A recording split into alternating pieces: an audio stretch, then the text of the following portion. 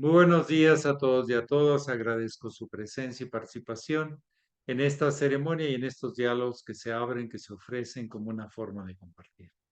Si alguien de ustedes desea compartir alguna pregunta, alguna experiencia, adelante, por favor.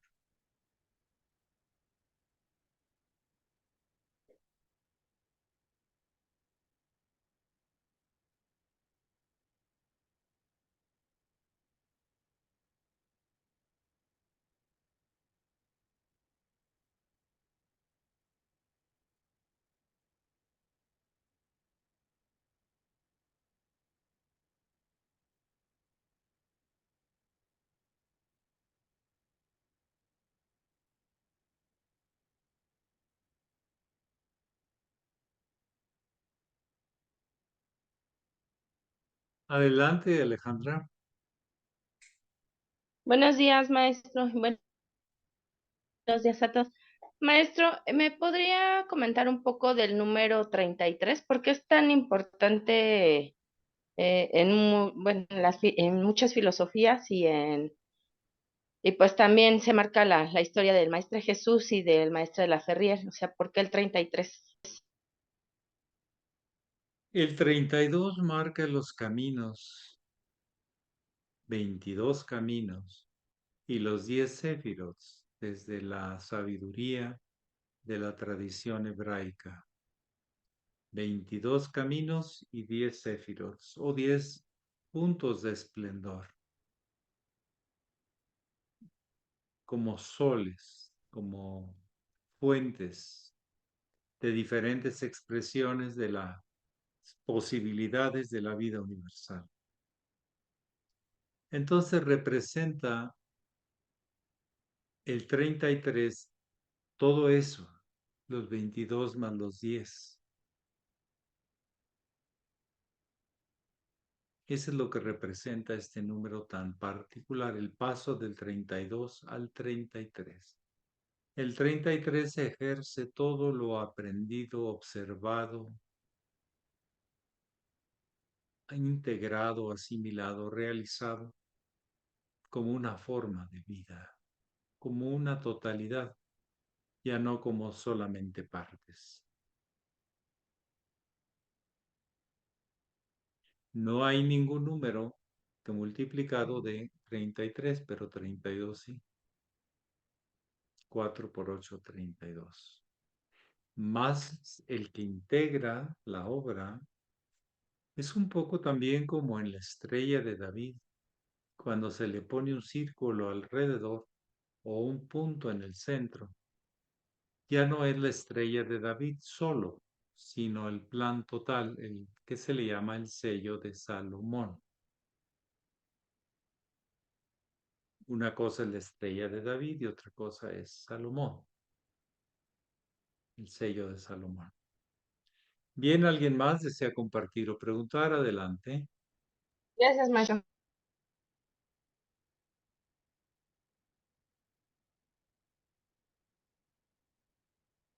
Adelante, Enar, ¿sí?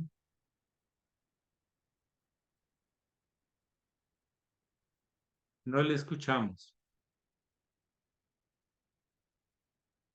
Enar, Sí, no le escuchamos. ahora sí, gracias por avisarme. En estos días, bueno, buenos días a todos, buenos días especialmente a usted y gracias por estar ahí. En estos días en que estoy revisando las obras del maestro Laferrière y algunos archivos que tengo, he estado limpiando archivos y he encontrado entre ellos uno que me enviaron hace tiempo de una charla del maestro Marcelli en el ashram de Coatepec. Parece que está por la estructura, ¿no? Debía ser un congreso de yoga o algo así, de yoguismo. Y entonces él habla del maestro Laferrière y de sus obras y dice cómo las obras trata de transmitir, entre otras cosas, la sagrada tradición iniciática y las ciencias sagradas, y dice, pero es algo que habrá que irse actualizando conforme se actualiza el ser humano, la nueva sociedad. Eh, la tengo por ahí grabada. Entonces, yo quisiera preguntarle el tema de la actualización. que a veces algunas personas hemos visto que con la modernización de ciertas cosas se ha perdido a veces la esencia de la tradición. Entonces, cuando hablamos de actualizar la obra del maestro, ¿cuál había que rescatar como esencia de su propuesta y cuál es actualizable conforme pasa el tiempo, si es que lo hay? Entonces, quisiera un poquito hablar de esto. Por Las favor. ideas que se proponen deben corresponder a las necesidades reales. Debe ser la respuesta a lo que se necesita. Esa es la actualización. La pregunta es si detectamos realmente cuáles son las necesidades. Y entonces podemos encontrar la correcta respuesta. Actualizar no significa cambiar, sino seleccionar aquello. No hay nada nuevo bajo el sol que responde a las necesidades del momento del lugar.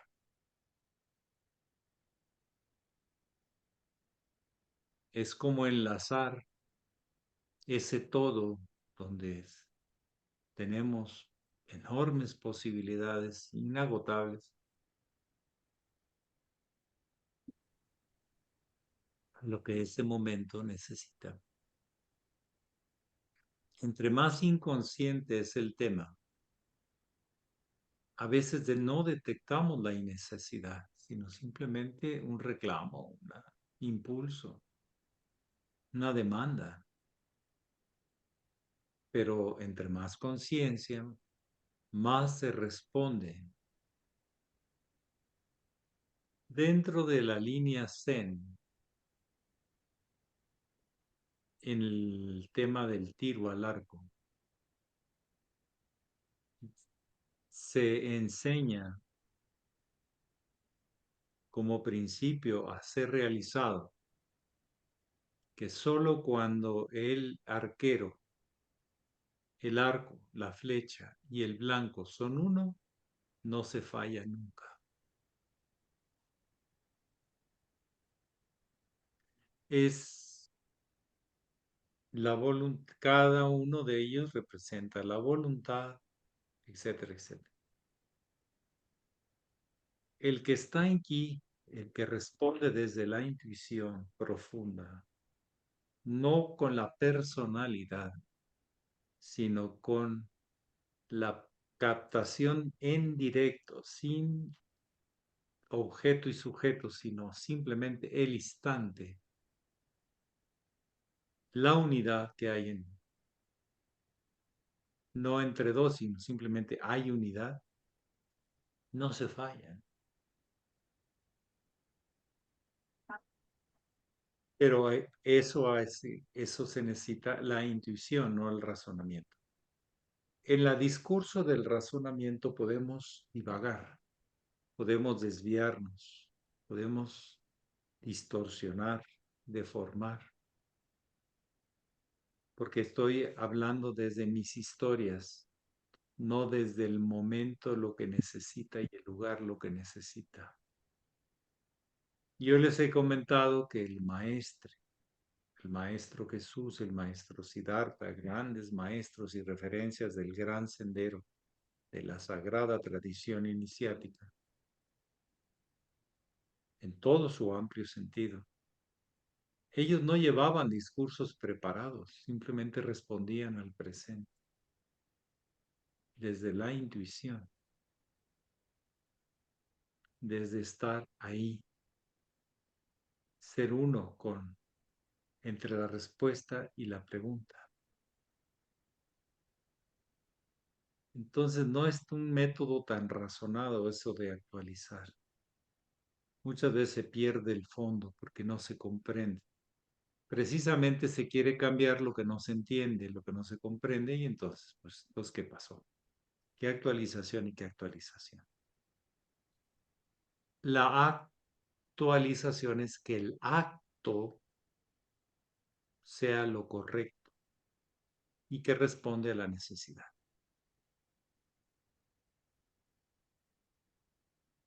El arquero, el arco y la flecha y el blanco deben ser uno. Muy hermoso eso, muy profundo.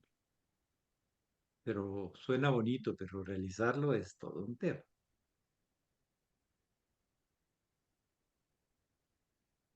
¿Qué es actualizar? Diferencia de deformar, malentender y cambiar hasta la propuesta original.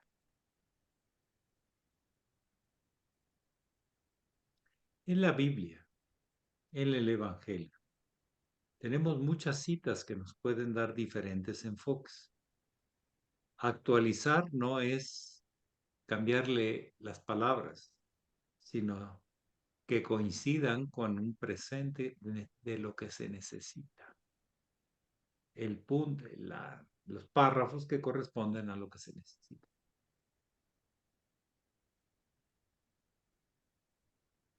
Esa palabra de actualización puede ser deformante, puede que no. Depende quién lo hace. Alguien me preguntaba que qué le podía decir a los alumnos para que no malentendieran. Desde el principio está ya un error. Exprese su vivencia, exprese lo que sabe, lo que ese momento le inspira en ese lugar. Y por más y si hace entre más esfuerzos de convencer a alguien hace uno, menos lo convence. Menos auténtica es la respuesta. Menos auténtica es la pregunta. Entonces, actualizar significa estar en el acto, ipso facto, en ese momento, en ese lugar. Y hacer el puente. Porque a veces uno puede preparar y preparar y preparar y no fallar en el discurso de qué se entiende y qué no se entiende. Y si el otro anda en otra frecuencia, con otras interpretaciones, toda la preparación no valió de nada. Porque la persona lo va a interpretar como le haga. Que sucede muy seguido. Mejor seamos auténticos. Desde el corazón, desde ponerlo y ofrecerlo, no imponerlo, ni tratar de convencer a nadie. Esa es la línea hacia la luz. En la luz, el proveedor y el demandante son uno. Por eso hay corriente, fluido, eléctrico. Si no fuera así, no habría. Conéctese con el gran objetivo y encaje las preguntas o las respuestas a ese gran objetivo. Para que haya corriente en ese momento de acuerdo a la necesidad de ese lugar. Es lo que yo puedo responder. Yo no sé lo que me van a preguntar todos los días, pero trato de no perder el objetivo de este trabajo, que todos estamos haciendo o deberíamos hacer. Y todo se acomoda a ese gran plan, a ese esquema, schema, a esa relación profunda de los principios eternos. Bueno, ¿alguien más desea preguntar o comentar? Tiene la Muchas palabra. gracias.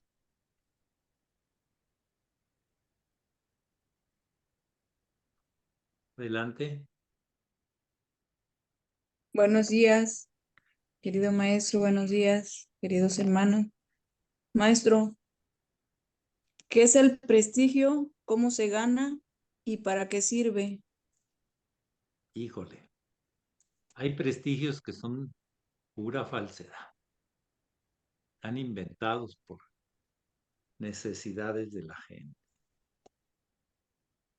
Prestigio es que tienes se tiene conocimiento de que eres bueno para esto, para tal otra cosa.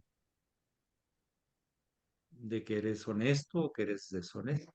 Mal prestigio y buen prestigio. Buena fama, mala fama. Pero hay veces que la fama no acompaña al famoso, sino la difamación. Hay gente que tiene mala fama y son muy buenas personas y muy claras. Depende quién las catalogue y depende para qué las cataloguen, en que si son buenas o malas. Al Cristo lo difamaron, le crearon mala fama, ¿sí? De que se creía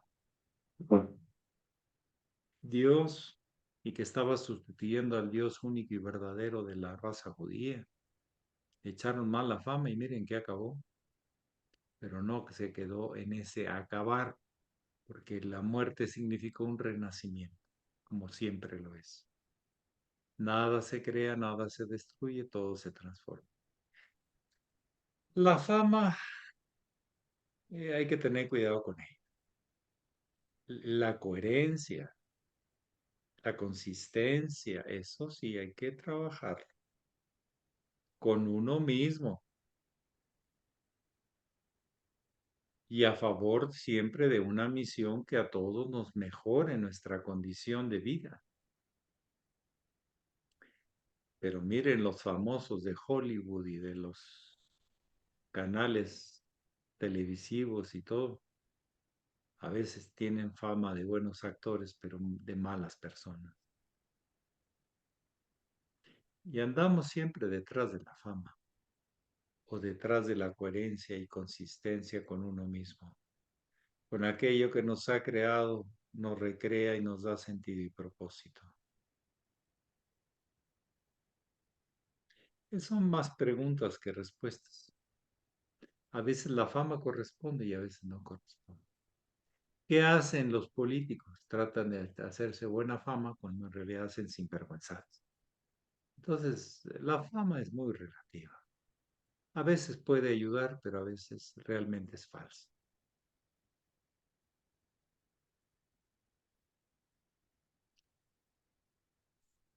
Difamar es ir en contra de cierta fama. Pero el iniciado no busca la fama, busca el sentido de la justicia. Porque sabe que, como dice la canción, no soy monedita de oro para caerle bien a todos. Cada quien interpretará de acuerdo a su estado de conciencia, nuestros actos, nuestras palabras, nuestra intención. Pero de eso no podemos controlarlo. Lo único que tenemos que hacer es buscar la congruencia y la consistencia en el tiempo. Sí, María Guadalupe Sánchez. Gracias. Buenos días, muy honorable Sarchela. Buenos días a todos mis queridos hermanos. Nuestro querido maestro es tan amable en ayudarme a comprender cuál es la función del subconsciente, del inconsciente, del consciente y del supraconsciente. Con gusto. Me lo ha preguntado como 4 o 5 veces usted. Sí, todavía no lo capto, muy honorable. No, pues es que no se trata de captarlo, se trata de vivirlo. Pero bueno, De el realizarlo. inconsciente guarda las memorias de toda la vida. No sabemos exactamente cómo, pero sabemos que es posible y que se guardan. Y en base a esos condicionamientos de dos básicas actitudes de rechazo, de aceptación, genera todas las reacciones o impulsos. El inconsciente genera impulsos, el subconsciente genera relaciones, vínculos, asociaciones. El consciente descubre opciones y toma decisiones. Y el supraconsciente nos da la perspectiva de un orden total, atemporal y eterno. Cada uno son formas de vida. Desde el inconsciente sobrevivimos. Desde el subconsciente nos perdemos o nos encontramos. Puras historias, asociaciones y vínculos. Y en el consciente aprendemos a afirmarnos y a tomar la responsabilidad. Y en el supraconsciente somos.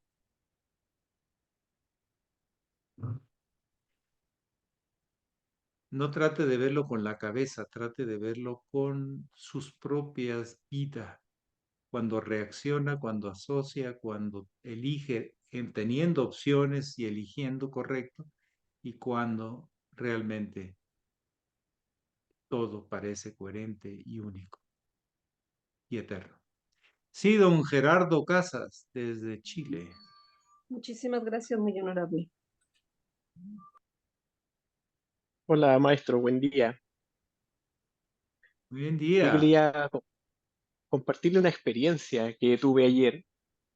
Acá en Chile se desarrolla una actividad que se llama Congreso Futuro, donde juntan a muchos especialistas, científicos de muchas áreas y debaten sobre diferentes temas. Y dura como 6 días. Lo pueden ver por internet si lo buscan, si les interesa. Y este año trata sobre la inteligencia artificial. Entonces apareció un científico norteamericano que le preguntó a la inteligencia artificial, al chat GPT, a la nube de Google o al de Microsoft, si le podía dar una receta para cocinar perro. Y le dijo que eso no era ético porque era un animal vivo. Pero le preguntó si podía cocinar una receta para cocinar pollo y le salieron muchas recetas para cocinar pollo. Lo mismo cuando preguntó por recetas para cocinar chancho o cerdo.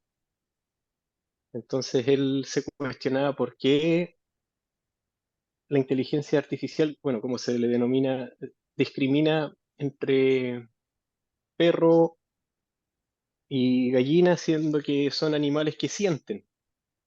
Sí, ¿por qué no los separamos dentro de las categorías de la sociedad? Pues ahí desarrolla todo lo que habla el maestro Laferrière del tema del vegetarianismo y sobre todo del sufrimiento animal. Y ahí hablaba él que al año los cálculos dicen que se matan 20 billones de animales para consumo humano. Es mucha la cantidad de animales que matan para consumo humano y 200 millones de animales para hacer experimentos científicos al año. Entonces, sin ser el vegetariano, explicaba de que el daño que se hace es muy fuerte a la sociedad por el tema viéndolo desde la equidad y del sufrimiento. Eso les quería compartir. Gracias. Sí, la inteligencia artificial depende de quién lo programó. Es la parte más inconsciente de nosotros. Nos programamos y repetimos las cosas. O inclusive subconscientemente asociamos de acuerdo a cómo se nos enseñó a asociar o cómo aprendimos a asociar. Y hasta ahí llega. Pero es muy eficiente, yo no digo que no. Nosotros en ese campo, cuando estamos vitales, somos eficientes y respondemos solo con las historias del pasado. Entonces la responsabilidad no es de el robot, vamos a llamarle robot es una robótica, una inteligencia artificial, es una programación, es un condicionamiento, pero no es responsable, responsable es quien lo programó. Y si le gusta matar animales, pues responderá con eso. Y si no le gusta, pues responderá con lo otro. O sea que eso de la inteligencia artificial, uno piensa que tiene voluntad, solo tiene programación. Tiene inclusive algunas cosas que se le llama plástica, que tiene una capacidad de elegir varios caminos o muchísimos caminos al mismo tiempo. Y el que más probabilidad se tenga da respuesta. Nuestros movimientos físicos son de inteligencia, vamos a llamarle del pasado. Artificial, no. Natural, pero del pasado. Ustedes saben todas las fibras musculares que se necesitan para caminar. Están programadas, coordinadas, si no nos caeríamos. ¿Han visto un bebé que el primer intento de querer caminar se da un buen sentón y levanta las manitas y ¡pam! No sabe, no coordina todavía, pero aprende a coordinar rápido. Entonces, esto de la inteligencia artificial es un tema. Ahora que entra tanto planeta en Acuario, especialmente Plutón, vamos a ver los daños y los alcances positivos de estos sistemas de programación, de condicionamientos ideológicos de acuerdo a quien los programa.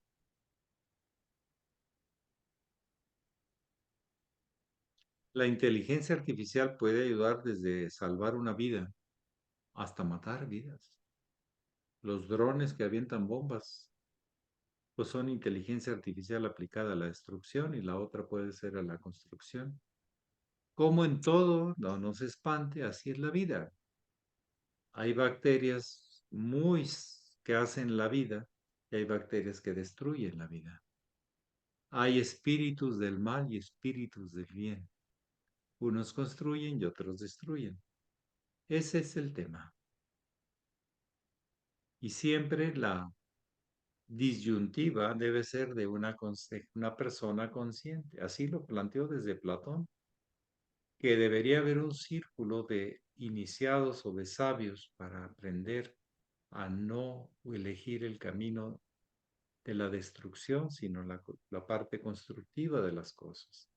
Pero siempre en cualquier consejo, en cualquier grupo, hay de los buenos y los malos.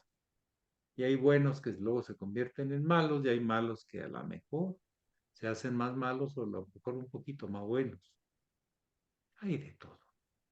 Es el tema entre la moral y la ética. La moral ya está programada.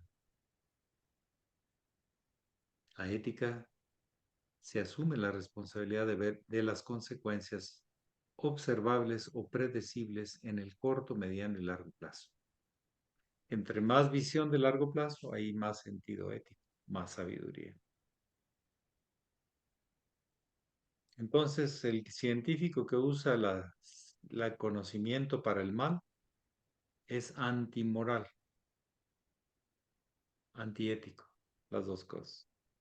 Pero hay gente que, de acuerdo a la moral de su lugar, de su jefe, de su presidente, pues entonces es moralmente, de acuerdo a esa moral, está bien, pero de acuerdo al estilo ético no, porque destruye, maltrata, mata, como usted lo acaba de decir.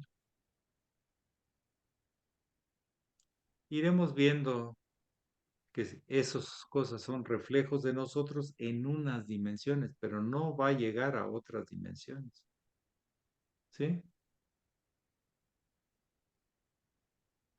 No va a llegar, o por lo menos tardará muchísimo. Pero ahorita es la novedad, eso de la inteligencia artificial, que si va a quitar empleos, que si no va a quitar, sí va a quitar, claro, pero puede crear otros. ¿Quién va a programar todos esos aparatos? En fin, que pasen muy buen día. Hoy es 17 de enero, fecha de mi maestro, don José Marcelli, que tanto nos aportó. Dentro de todo lo que nos aportó, aportó muchísimas cosas muy claras, muy coherentes, llenas de inspiración a los que estábamos de discípulos en la orden. Él siempre nos llamó los discípulos, nunca mi discípulo, sino el discípulo.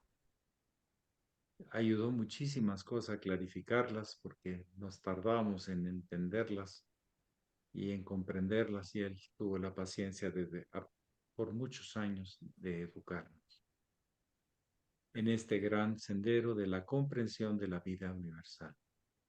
Muchísimas gracias a todos y a todas y que pasen un bonito día. Pax. Gracias, maestro. Pax, muy honorable. Abrazos Muchas al gracias. maestro Martín. Gracias. Eso. Saludos a todos mis hermanos. Buen día.